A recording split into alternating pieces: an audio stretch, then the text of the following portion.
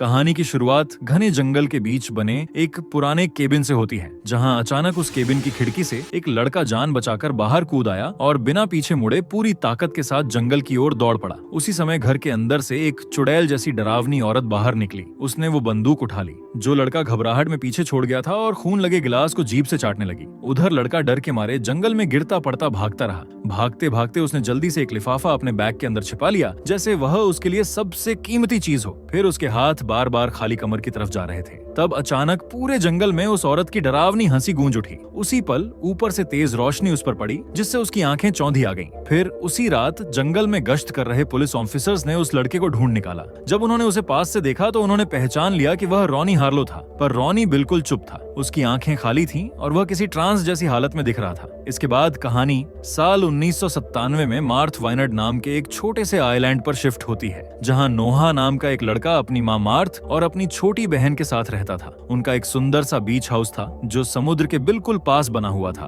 और गर्मियों के मौसम में वे उस घर के कमरे यात्रियों को किराए पर दिया करते थे। उसी सुबह उनके घर एक नई किराएदार आई, जिसका नाम मिस हेल्वसन था। वो सिर से पैर तक काले कपड़ों में थी और उसका लुक बाकी लोगों से बिल्कुल अलग था। उसे देखते ही नोहा के दिल में एक अजीब सा डर बैठ गया, लेकिन उसने इस एहसास को नजरअंदाज किया और वहां से चला गया। जिसके बाद नोहा एक एडिटर से मिलने पहुंचा। दरअसल नोहा अपने पिता की तरह एक फेमस रिपोर्टर बनना चाहता था। इसी वजह से वह अक्सर इस शहर के बारे में लेख लिखा करता था। रोज की तरह इस दिन भी उसने एक लेख लिखा था, और वही लेख उसने एडिटर को पढ़ने दी। वो लेख एक ऐसे आदमी के बारे में थी जो चुपचाप एक औरत पर गंदी नजर रखता था। एडिटर ने कहानी को ध्यान से पढ़ा। शुरुआत में उसे नोहा की लेखन शैली पसंद आई, लेकिन आखिर में उसने कहानी छापने से मना कर दिया। उसने नोहा को समझाते हुए कहा कि यह जगह बहुत सुरक्षित मानी जाती है। लोग यहाँ डरने या घबराने के लिए नहीं, बल्कि शांति, सुकून और आराम के लिए आते हैं। एडिटर ने नोहा की काबिलियत की तारीफ भी की और कहा कि वह सच में अपने पिता की तरह बन सकता है, लेकिन साथ ही उसने सलाह दी कि अगर वह यहाँ अपने लेख छपवाना चाहता है तो उसे हल्की, खुशहाल और सकारात्मक कहानियां लिखनी होंगी। जिसके बाद नोहा एक बेसबॉल मैच खेलने गया। मैच काफी रोमांचक रहा और आखिर में उसकी टीम जीत गई।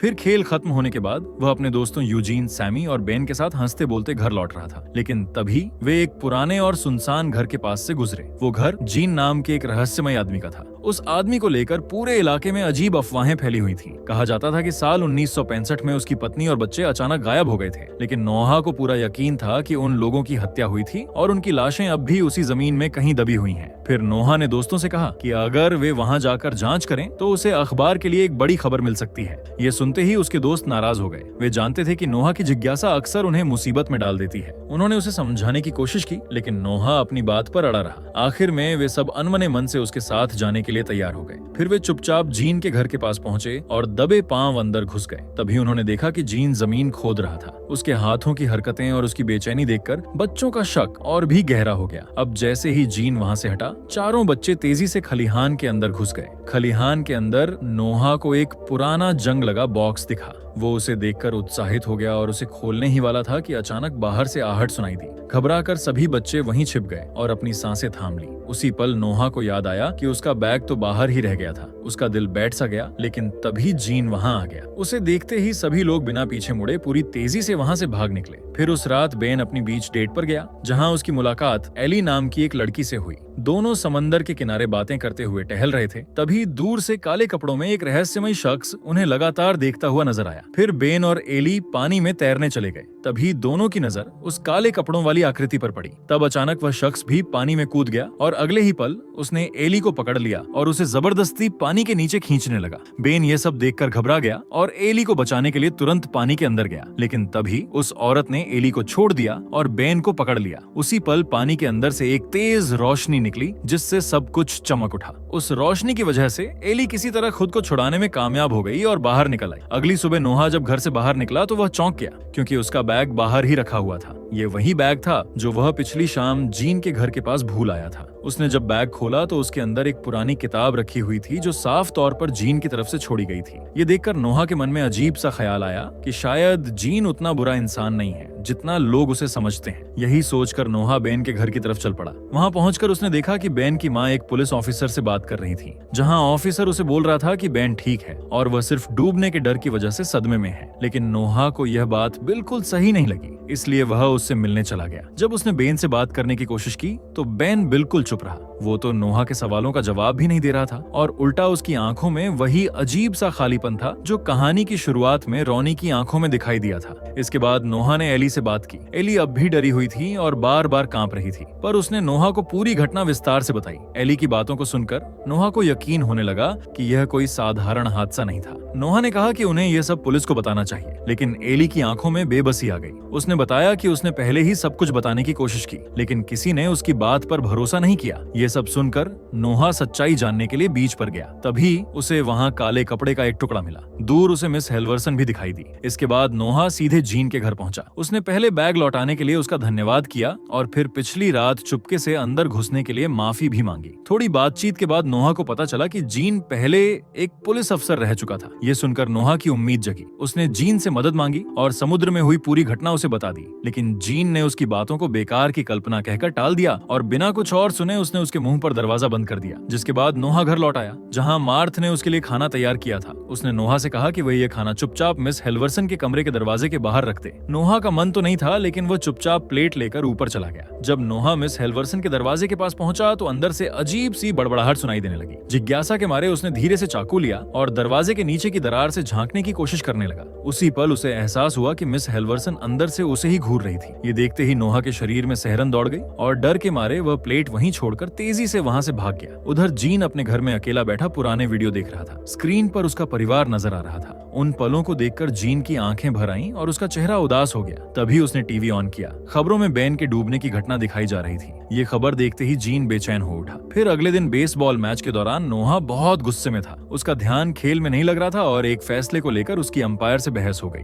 माहौल बिगड़ता देख जीन वहां पहुंचा। उसने नोहा को शांत किया और उसे खेलने के कुछ तरीके बताए। जाते जाते जीन ने कहा कि वो बेन से भी बात करेगा। ये सुनकर नोहा को पहली बार थोड़ी उम्मीद महसूस हुई। मैच के बाद नोहा जीन को बेन के पास ले गया। बेन अब भी ट्रांस जैसी हालत में था। जब जीन ने उससे समुद्र की घटना के बारे में पूछा तो बेन ने सपाट लहजे में कहा कि वह लहरों की वजह से खींच गया था। उसने पानी के अंदर दिखाई दी तेज रोशनी का जिक्र तो किया, लेकिन उस बूढ़ी औरत के बारे में कुछ भी नहीं बताया। ये सुनकर जीन ने बेन की बातों को ज्यादा गंभीरता से नहीं लिया और इसे एक सामान्य हादसा मानकर नजरअंदाज कर दिया। ये देखकर नोहा को गुस्सा आ गया। उसने जीन से कहा कि बेन झूठ बोल रहा है और कुछ छिपा रहा है, लेकिन जीन ने समझाते हुए कहा कि अगर किसी ने बेन को पकड़ा होता तो उसके शरीर पर चोट या संघर्ष के निशान जरूर होते। इसके बाद कहानी उस रात की तरफ शिफ्ट हो जाती है जब कुछ यंगस्टर्स बीच पर पार्टी कर रहे थे। उसी भीड़ में एक लड़के की नजर एक बेहद खूबसूरत लड़की पर पड़ी। वो लड़की भी उसे देखकर मुस्कुरा रही थी और साफ तौर पर उसमें दिलचस्पी दिखा रही थी। कुछ देर बाद वह लड़की उसे पार्टी से दूर जंगल की तरफ ले जाने लगी। वो जगह नो मैनस लैंड के नाम से जानी जाती थी। लड़का वहां जाने से हिचक रहा था क्योंकि उसे पता था कि यह इलाका प्रतिबंधित है और दूसरे विश्व युद्ध के समय यहाँ बमों का परीक्षण हुआ करता था। लेकिन लड़की ने उसकी बातों को अनदेखा कर दिया और मुस्कुराते हुए उसका हाथ पकड़कर जबरदस्ती उसे उस अंधेरे इलाके की तरफ ले गई। लेकिन कुछ ही देर बाद अचानक जंगल के अंदर से लड़के की डरावनी चीखें गूंज उठी। उसी पल एक जोरदार धमाका हुआ जिससे पूरी जगह हिल गई और एक रोशनी आसमान तक दिखाई दी। और अगली सुबह नोहा ने यह खबर टीवी पर देख ली,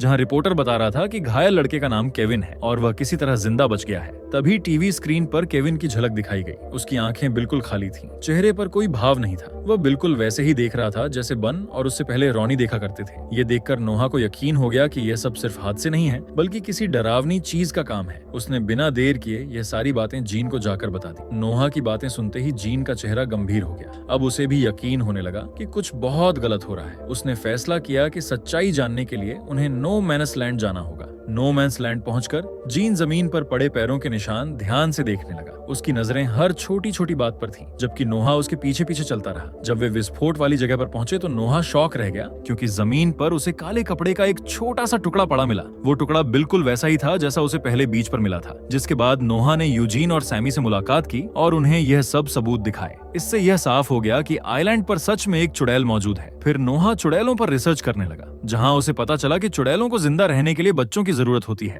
अगर वे ऐसा ना करें तो वे कमजोर हो जाती हैं या मर भी सकती हैं। और उसने यह भी जाना कि वे आम लोगों की तरह दिखने के लिए अपना रूप भी बदल सकते हैं। बाद में नोहा ने जीन को अपने दोस्तों से मिलवाया। पहले वे डर गए, लेकिन नोहा ने बताया कि जीन बुरा इंसान नहीं है। फिर सभी ने मिलकर चुड़ैल के बारे में चर्चा की। उन्होंने समझा कि पिछली रात हुआ विस्फोट चुड़ैल की गलती की वजह से हुआ था। साथ ही उन्होंने यह भी सोचा कि चुड़ैलों को कैसे मारा जा सकता है। लेकिन एक सवाल सबको परेशान कर रहा था, अगर चुड़ैल को बच्चों की जरूरत थी तो वह उन्हें मारने के बजाय बेहोशी जैसी हालत में घर क्यों भेज रही थी। इस पर जीन ने एक अंदाजा लगाया। उसने कहा कि शायद वह पहले ही कई बच्चों को गायब कर चुकी है और अब लोगों का शक बढ़ने की वजह से छुपकर काम कर रही है। और उसने यह भी बोला कि विस्फोट में वह घायल भी हुई होगी। इसलिए उसने बच्चों से कहा कि वे किसी ऐसे इंसान पर नजर रखें जिसके शरीर पर जलने के निशान हो, क्योंकि वही चुड़ैल हो सकती है। जीन की ये बात सुनते ही नोहा के दिमाग में एक नाम गूंज उठा, मिस हेल्वसन, क्योंकि उसका अजीब व्यवहार, काले कपड़े और रहस्यमयी नजरें, अब सब कुछ साफ लगने लगा। नोहा को यकीन होने लगा कि चुड़ैल वहीं हो सकती है। उसी शक के चलते जब मिस हेल्वरसन घर छोड़कर बाहर गई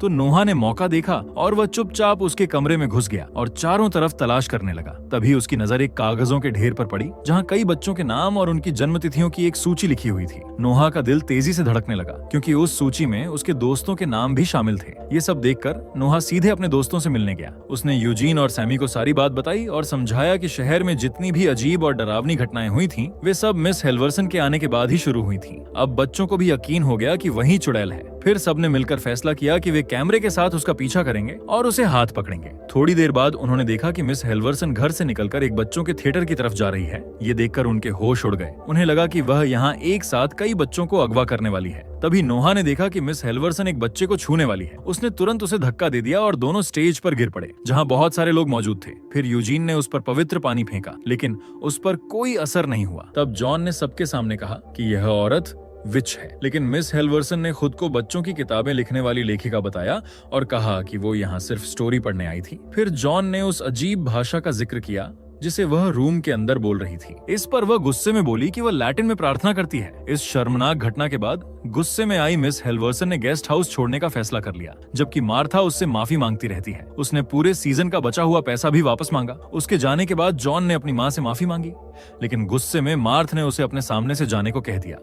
इसके बाद जॉन सीधे जीन के घर पहुंचा और आज जो कुछ भी हुआ था सब उसे बता दिया। जीन गंभीर आवाज में उसे समझाता है कि झूठा आरोप किसी की जिंदगी हमेशा के लिए बर्बाद कर सकता है। तब जॉन ने अपने पिता के बारे में बताया। उसने कहा कि उसके पिता एक पत्रकार थे जो सच्ची कहानियों की तलाश में दुनिया भर में घूमते रहते थे, पर आखिरी रिपोर्टिंग के दौरान उनका एक्सीडेंट हो गया था जिसकी वजह से उनकी मौत हो गई। वह कहता है कि वो अपने पिता की तरह सच को सामने लाना चाहता है, लेकिन शायद वह गलती कर बैठा है। जॉन की बात सुनकर जीन भी चुप हो गया। थोड़ी देर के बाद उसने भी अपनी स्टोरी सुनानी शुरू की। उसने बताया कि उसका बेटा जो आज 34 साल का होता, उसे 5 साल की उम्र में उसकी आंखों के सामने से अगवा कर लिया गया था। उस समय उसने उसका पीछा करने की कोशिश भी की, लेकिन रास्ते में उसका एक्सीडेंट हो गया। उसके बाद से उसका बेटा कभी नहीं मिला। जीन ने आगे बताया कि इस घटना के बाद उसकी पत्नी भी उसे छोड़कर चली गई थी और पिछले 30 सालों से वह अकेला ही अपने बेटे को ढूंढ रहा है। उस पल दोनों के बीच एक गहरा सन्नाटा छा जाता है, क्योंकि दोनों ही किसी न किसी तरह अपने जीवन में किसी ऐसे सच का बोझ उठाए हुए थे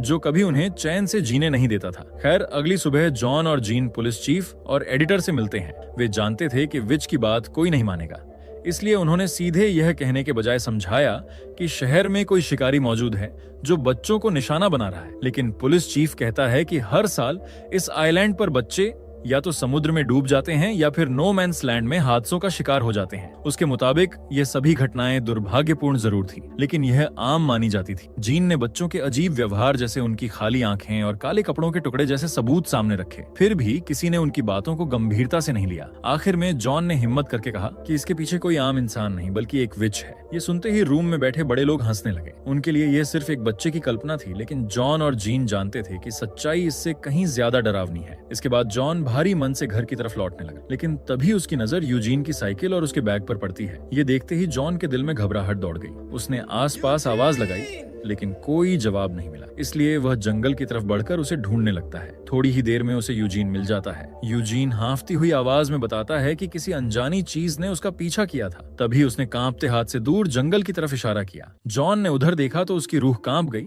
क्योंकि वहां काले कपड़े में लिपटी एक आकृति खड़ी थी जिसने चेतावनी दी कि जहां उसका काम नहीं है वहां दखल न दे। डर के मारे दोनों लड़के तुरंत जंगल से भागते हैं और अपनी साइकिलों तक पहुंचते हैं।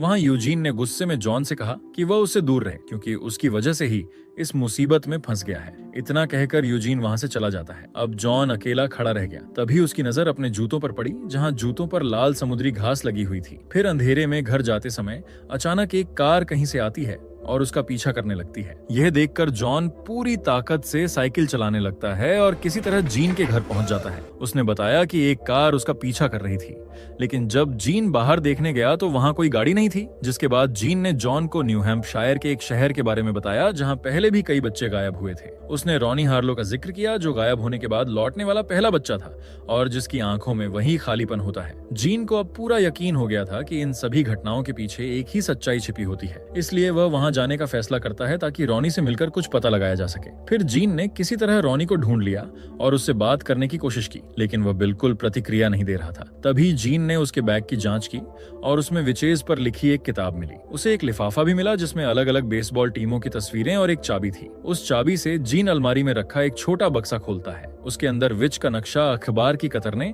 और चांदी की गोलियां रखी थी। अब जीन को यकीन हो गया कि रॉनी इस रहस्य की तह तक पहुंच चुका था। फिर यह सब लेकर जीन अपने घर की ओर निकल पड़ता है, पर रास्ते में अचानक उसने गाड़ी रोक दी और नक्शे और तस्वीरों को ध्यान से देखने लगा। तब उसे समझ आ गया कि यह तस्वीरें अलग अलग शहरों और समय की बेसबॉल टीमों की थी, लेकिन उनमें एक चीज समान थी कि हर तस्वीर में वही अंपायर मौजूद था। उधर जॉन एक और बेसबॉल मैच खेल रहा था। तभी उसकी नजर अंपायर के जूतों पर पड़ी जिन पर लाल समुद्री घास चिपकी हुई थी। उससे भी ज्यादा डरावना तब हुआ जब उसने अंपायर के हाथ पर जलने का निशान देखा। तभी जॉन को एहसास हुआ कि वह जिस विच को ढूंढ रहा था वह शुरू से उसके सामने ही था। मैच खत्म होते ही जॉन ने यूजीन और सैमी को एक तरफ बुलाया और उन्हें सब कुछ बता दिया। उसने साफ कहा कि अंपायर ही वह विच है। सैमी को यह बात मजाक लगी, लेकिन यूजीन ने उस पर भरोसा किया क्योंकि वह खुद विच का सामना कर चुका था।